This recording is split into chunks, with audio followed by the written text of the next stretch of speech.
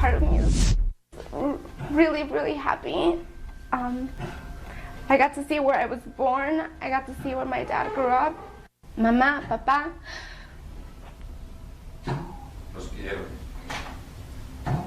Vamos a regresar. I'm gonna come home.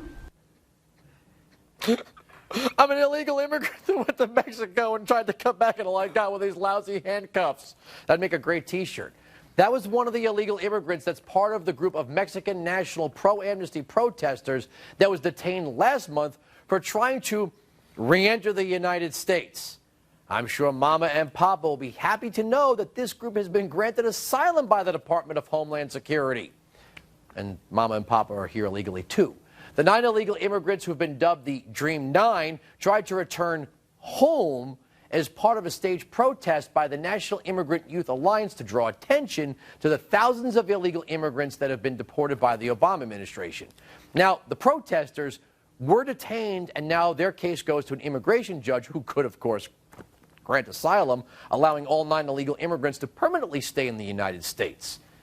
It looks like this is going to be the outcome because yesterday, immigration asylum officers determined that all the members of the group had a credible fear of persecution or torture in their home country and therefore could not be sent back to Mexico. I'm kind of not getting where this fear of danger is coming from, considering 3 of the Dream 9 voluntarily left the U.S., then tried to re-enter the country. If they were so fearful, why didn't they just stay here? And how did they know that they would have this fear if they've never really been to Mexico in the first place? It's also important to note that this asylum process could, of course, take years, and that illegal immigrants are expected to be released and allowed to return to their American communities where they'll be able to apply for work visas while they're here illegally. This story creates a huge, huge legal mess and an opportunity for illegal immigrants to seek asylum if the Dream 9 is allowed to stay. This kind of establishes a legal precedent. Like, you're here illegally, and then you go to the country where you're legal, but then you try to get back in, and then you get to stay. It's like laundering citizenship. Here to talk about all of this is Jordan Sekulow, the executive director of the American Center for Law and Justice. Okay, where to begin here? You're here illegally, you go to where you would be legal, you try to come back here, and your excuse is that you fear torture and persecution where you just visited. And right there, Andrew, I point out that I raised the red flag. I mean, that's how early on in this process. Here's why. We actually do a lot of asylum work for religious persecution, so we're familiar with the process. It's rigorous. I mean, we have to bring in witnesses, evidence directly related to the individual. I mean, they don't just take, well, it's bad for Christians, that place. I mean, they want more specific than that. Experts, it costs money, it takes time. They make it very tough for people to get asylum, or at least have. But on this issue, it's like another way to get people in through a DREAM Act, like through immigration. And so, first of all, one of the first bars that a judge would look at, and so should have those officers as well, and they have a lot of discretion. It's like a court process, so they don't have to do one thing or the other unless you're talking about terrorism or gangs and things like that, criminals. But the first thing they're supposed to look at is, were they in a safe place? Did they voluntarily leave the place to return to a place they knew or had reason to know? This is like a he said, she said, I know that you know that I know that you know. I mean, you're really going to get lost here. Well, here's the basic. If you leave the country you think is safe, then you don't get asylum in that country again. So if you came to America or you were here and didn't apply here for asylum, and then you leave, and to make it worse, you go to the country that you're now saying you're afraid of, that means that you can be barred from asylum. A judge could easily find, if they wanted to, again, and politics does come into play here, they could easily find, you know what, you messed up, you voluntarily and knowingly left because you walked across the border in this protest, and now you want back in. That's not how asylum works. That's what should have happened. That is not what is happening right now. Hopefully the judge will step in, but whole host of problems here. Okay, there's a huge difference between Coptic Christians trying to get out of Islamic republics and kids brought across the border illegally, raised in the United States, and taking a trip back to Tijuana or something.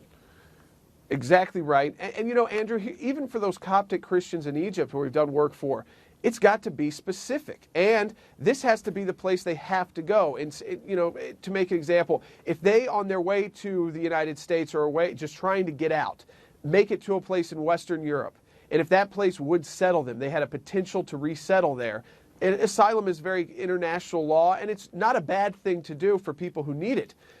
They stay there. That can actually bar them from trying to come to the United States to be granted asylum. If they make it into the U.S. on a tourist visa and then decide something has changed at home to make it dangerous, then they can apply for asylum. But if they get back on the plane, even those Coptic Christians, and fly back to Egypt and then again come back, no, I mean, that's a bar. You can't return to where you believe the problem is. And this group is trying to not only establish that they've got a credible fear, their fear is based on being a member of a specific group. So they're trying to take the language of are they are persecuting Latinos in Mexico and I don't know about it? What they're saying is that they're persecuting Mexicans who were raised primarily in the United States. Now, this would be an entirely new standard, and it would basically be saying that Mexico, which we have issues with, but is certainly a partner, not an enemy, it would be that Mexico was either persecuting its citizens or could not even protect at a basic level. They can't protect all crime, but at a basic level. How would anybody looking to persecute these people know that they were raised in America? That's one of the indications as well. You know, Andrew, it's like your racial background. If you were an outspoken political leader and you were targeted by a violent group, if you can't change your sex, you can't change your family. Those are the kind of things that are looked at. You know, your tribal group. You don't look at this at the sense that, and again, I just go back to this. Not on top of the whole that they're trying to say that they're persecuted because they grew up in America and it's bad there. They knew that.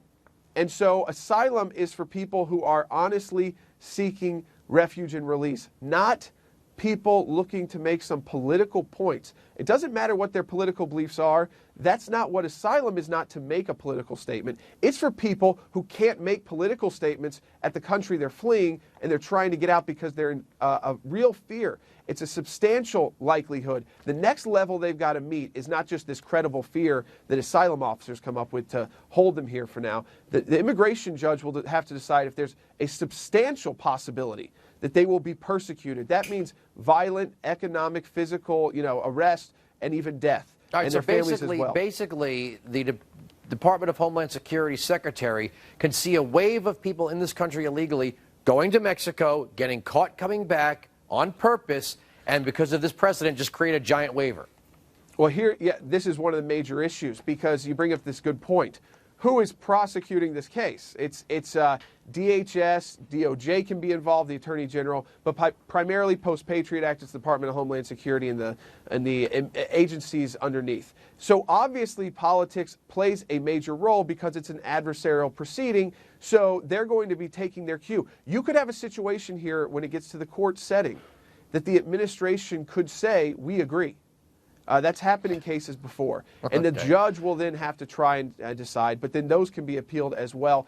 Ultimately, it can become, like we've been talking about with the other new proposed law, though this is specific to asylum and has never been abused this way. This would be something new. Ultimately, you could have this Homeland Security Secretary, the Attorney General, even the President step in if they don't like how the judges are ruling, because this is an Article I court. It's not an Article III court that's set up by the Constitution. This is set up by law. This is a mess. This is going to be a mess, Jordan. It's great to have you on the program. Thanks for joining us. This is just a mess that continues to be messy.